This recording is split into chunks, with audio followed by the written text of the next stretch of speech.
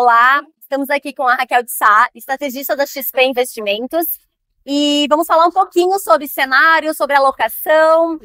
Muito obrigada, Raquel, por ter aceito o nosso convite, sempre parceira aqui da Nipur. E começando, falar de cenário macro, né? O que você destacaria como os principais fatores que o investidor precisa acompanhar de perto, tanto interno quanto externo, neste momento? Olha, bastante coisa. Então, antes de tudo, obrigada pelo convite, eu adoro. Sempre estou aqui com vocês, então, Nipur, super parceira aqui da gente, principalmente do time de research aqui na XP. Bom, eu acho que nos próximos meses, né, o que foi atuado nos últimos meses, vai continuar sendo nos próximos meses. Então, no cenário externo, não tem como não falar da questão tarifária. Então, até né, o comecinho do mês passado, o comecinho desse mês, a gente ainda estava vendo com aqueles olhos de, o Brasil está sendo ali vitorioso no relativo, né, porque a gente só teve uma tarifa de 10%, porque a gente ficou no mínimo, porque a gente tem os Estados Unidos com a gente, né, não tem um déficit comercial, a gente que tem com eles, né, e a gente estava, na verdade, se beneficiando de todo esse processo, né, que tinha de rotação global, de investimento saindo dos Estados Unidos, parte deles vindo para o Brasil, até que, mesmo que de maneira indireta, né, de maneira passiva, né, direcionando a outros emergentes. Pois bem, aí vieram as tarifas, né, o Trump anunciou tarifas de 50% do Brasil, e a gente está nesse momento, nesse imbróglio, né? Hoje, aqui no momento que a gente grava na Expert, estamos aguardando o dia, né? O 1º de agosto, que vai ser se começa ou se não começa, as tarifas de 50%, se o governo brasileiro vai conseguir negociar. Então, acho que, independente do que acontecer no dia 1º de agosto, esse assunto vai continuar em pauta. Perfeito. E ele vai continuar, né, literalmente ditando os movimentos do mercado. É claro que a gente tem, ao mesmo tempo, a temporada de resultados, né, que tem trazido bastante a questão da inteligência artificial, que a gente tem falado muito disso, né? O mercado americano está cheio de incerteza. É uma das primeiras vezes na história recente, contemporânea, que a gente fala de fraqueza institucional nos Estados Unidos, que a gente fala de um ruído entre executivo e Banco Central. É um momento em que a gente não sabe, não tem previsibilidade sobre a política econômica. Isso não é comum de se acontecer, né, na maior economia do mundo, na maior democracia do mundo, em que as instituições são muito sólidas. Então tem toda essa incerteza, mas ao mesmo tempo a gente tem a parte do que a gente chama do excepcionalismo, né, americano, que não é o privilégio exorbitante, é o excepcionalismo, que são as empresas. As empresas são capazes, né, o ambiente de negócios que foi criado ao longo de muitos e muitos anos nos Estados Unidos, ele permite um crescimento muito acelerado, né, de inovação, de tecnologia. Então, os Estados Unidos ainda estão na ponta disso. Então, a temática de inteligência artificial vai continuar dominando. E as empresas que têm qualquer relação com isso, seja de energia nuclear, porque é a energia que precisa para inteligência artificial, seja o chip, seja a empresa que está usando a inteligência artificial, tudo isso vai continuar no centro. Perfeito. E está lá nos Estados Unidos também. Então, acho que assim, são temas no cenário global. A gente tem as tarifas, a gente tem inteligência artificial, e a gente tem um terceiro tema que eu acho super importante, que ele é correlato, que é o movimento que a gente tem visto nas placas tectônicas de geopolíticas do mundo. Por quê? No momento em que os Estados Unidos, que era muitas vezes o líder nos últimos anos dessa ordem multipolar, então há uma série de, né, todas as ferramentas da ONU, né, todos os organismos parte ali desse ambiente, a própria OMC, a Organização Mundial do Comércio, e os Estados Unidos se afastando disso. E ficou um vácuo. E o que a gente tem visto agora são os outros países começando a se reorganizar. Então a gente vê a China se aproximando da União Europeia. A gente vê o Brasil se aproximando do México. Aí a gente vê o México se aproximando lá do outro lado dos países asiáticos. Então tá havendo sim esse redirecionamento, tanto no comércio, quanto na geopolítica, quanto nos investimentos. Perfeito. Então acho que são 3 temáticas que vão continuar aí, certamente no centro, né, dos movimentos de mercado nesse ano. Tirando, claro, tudo que permeia isso. Juros, inflação, crescimento econômico, né? Tudo isso que os economistas gostam de falar. Não, perfeito. Não tem como, no mundo globalizado, não tem como a gente falar do interno sem olhar para o que está acontecendo no mundo, né, Raquel? É reflexo, né? Reflexo, com certeza. A gente tem o ônus e o bônus da globalização, se for o caso, né? Exatamente. E da desglobalização, se for, né? Isso aí. É isso. A gente, aqui no Brasil, Primeiro que a gente não deveria olhar só para o Brasil para investimentos. Mas muita gente, não, mas aqui no Brasil isso impacta. Impacta. Aonde vão os juros dos Estados Unidos impacta. E a política tarifária impacta os juros porque impacta a inflação. Mas o que tem a ver os países se unindo nos centros de poder? Impacta, porque isso impacta o fluxo de comércio, o fluxo de investimento. E tudo isso bate na gente aqui também. Sem dúvida alguma. Maravilhoso. Muito se fala, então, em juros altos por mais tempo aqui no Brasil, que também é um reflexo também dos Estados Unidos, que também estão com juro alto, né, começando a baixar aí agora nos próximos meses. Isso muda a forma como a gente deve olhar para a carteira, construir a carteira, né? Você vê esse equilíbrio renda fixa, renda variável. Como é que vocês estão vendo isso agora para o segundo semestre e início de 2026?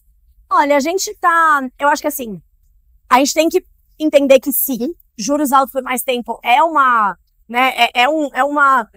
nota que está ali, é uma musiquinha que está tocando atrás, assim, né, de tudo que acontece no mercado.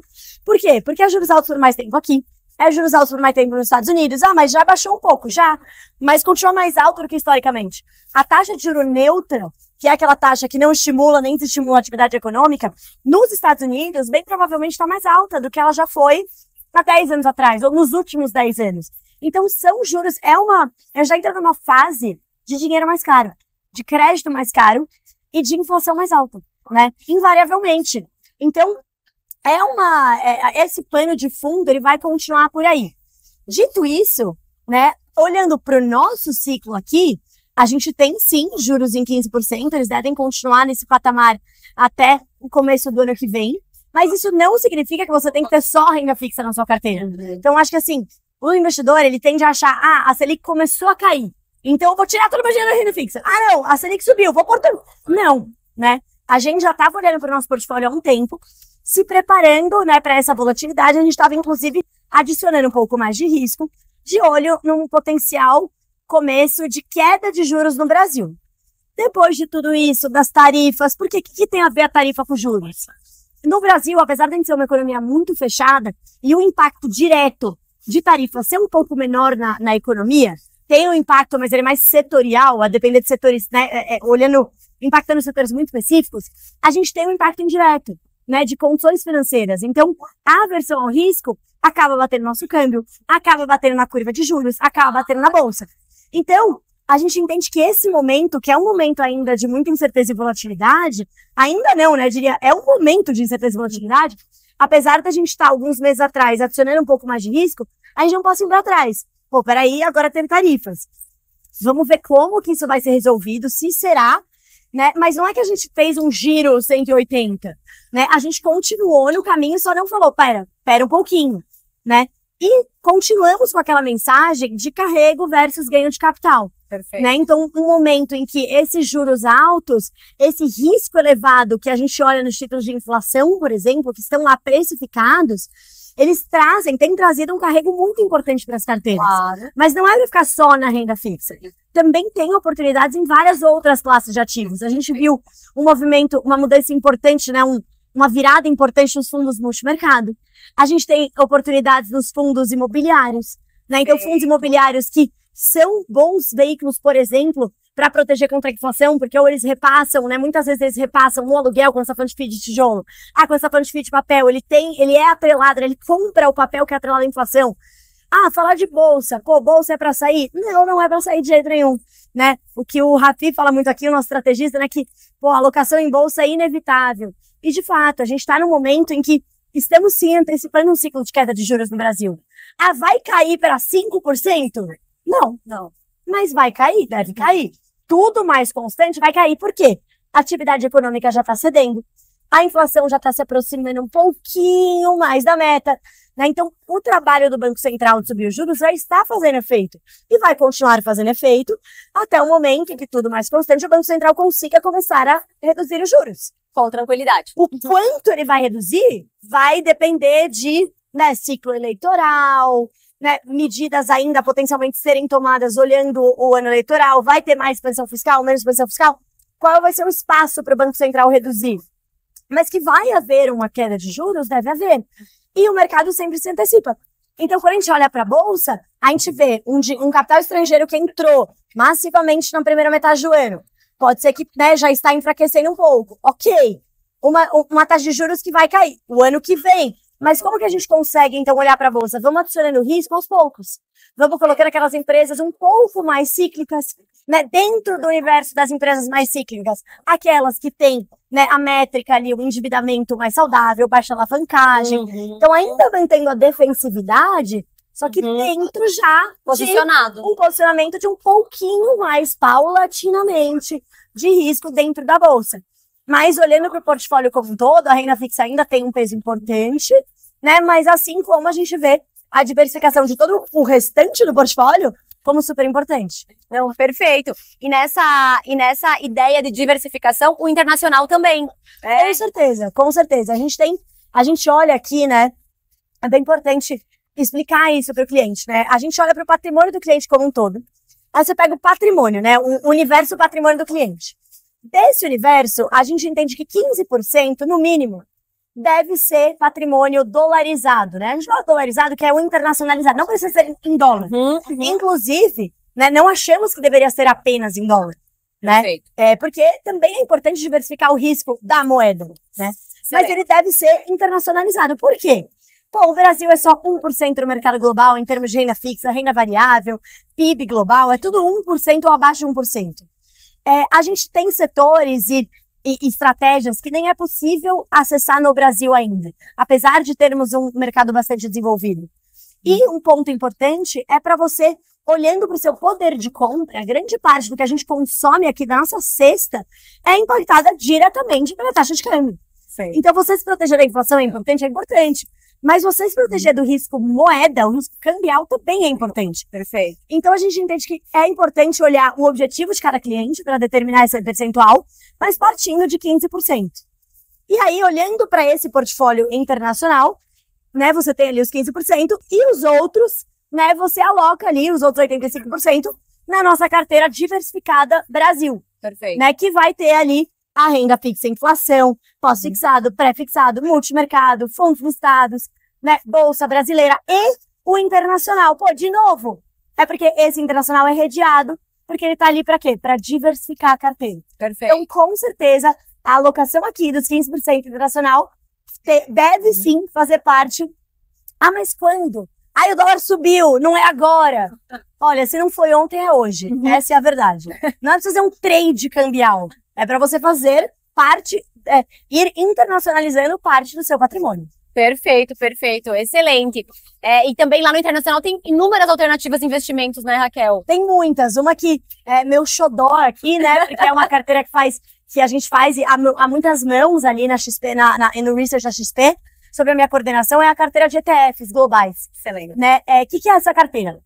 A gente está oferecendo para o cliente uma opção para ele alocar esses 15% em uma única carteira, né? Não é uma única ação, pelo amor de Deus, são ETFs.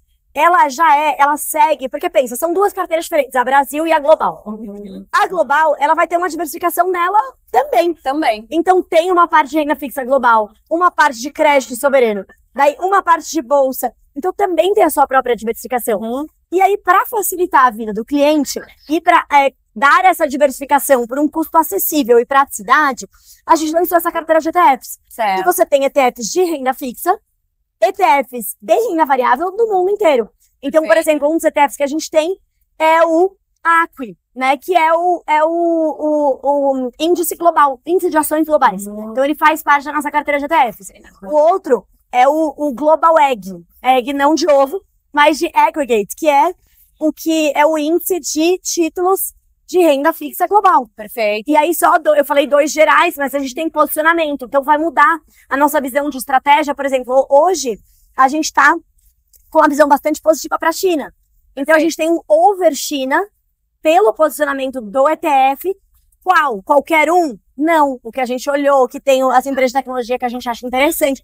Então é uma carteira composta ali por uma série de ETFs que ele vai te dar toda essa diversificação global. Perfeito. São muitas alternativas para os investidores, né? Com certeza. Não, além da minha carteira de ETFs, tem várias outras opções. Temos a carteira top ações, top dividendos, temos uma lista de fundos internacionais que o cliente pode alocar do Brasil, mas já pensando, né, nessa alocação internacional.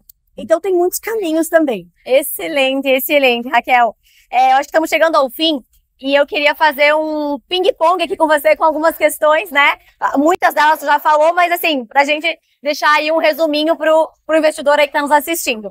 Selic em 2025, sobe, desce ou fica onde está? Fica onde está. Inflação, o pior já passou ou ainda nos preocupa?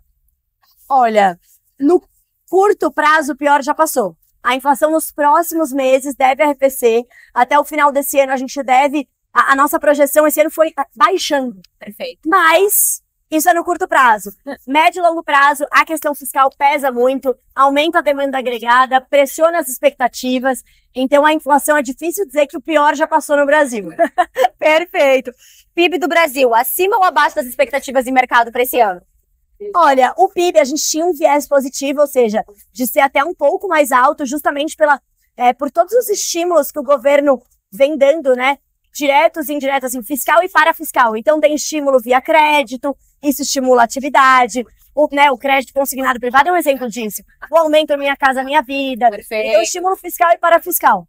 Só que, com essa questão das tarifas, acaba fazendo um certo contrapeso. Apesar de não pesar muito, não é um peso irrelevante. Claro. Então, a gente está meio que no meio, por enquanto. Né? Se tem um viés mais para cima por conta de estímulos, tem esse viés um pouco mais para baixo por conta das tarifas. Das tarifas, perfeito. Algo que o investidor está ignorando e não deveria nesse momento? Você acha? Cara, eu acho que ele está ignorando a diversificação, ele sempre ignora a diversificação. Perfeito. Eu acho que o investidor ele é bom de ignorar a diversificação. E a diversificação, até olhando, por exemplo, o investidor ele olha, deixa eu pegar na minha parte de renda fixa, aí eu vou pôr só pré-fixado, ou só pós-fixado. Não. A diversificação, ela tem várias camadas. Ela é entre as classes de ativos. Entre as subclasses das classes de ativos. Perfeito. Entre os ativos. Né? Então, é isso que o investidor sempre ignora. Perfeito, muito bom. Se você fosse montar uma carteira hoje em 3 palavras, você diria o quê? Proteção contra a perda de poder real, né? Perda do poder de compra. Então, inflação ou câmbio, ou melhor, ambos. Diversificação e alinhado com seus objetivos. Excelente. E para finalizar, uma frase que resume aí o seu conselho para o investidor em 2025? Acho que essa última que você falou já é um conselho, né? Cara, eu acho que um conselho bom antes de tudo, antes de começar a investir, pensa no que você quer fazer com o dinheiro. O investimento é uma ferramenta, ele não é um fim em si mesmo. Legal, legal. Muito obrigada, Raquel. Sempre uma aula te ouvir. Espero que tenham gostado também da nossa conversa. Fiquem atentos aí nas redes sociais da Nipur, que sempre tem vídeo novo e informação chegando para você, tá bom? Muito obrigada.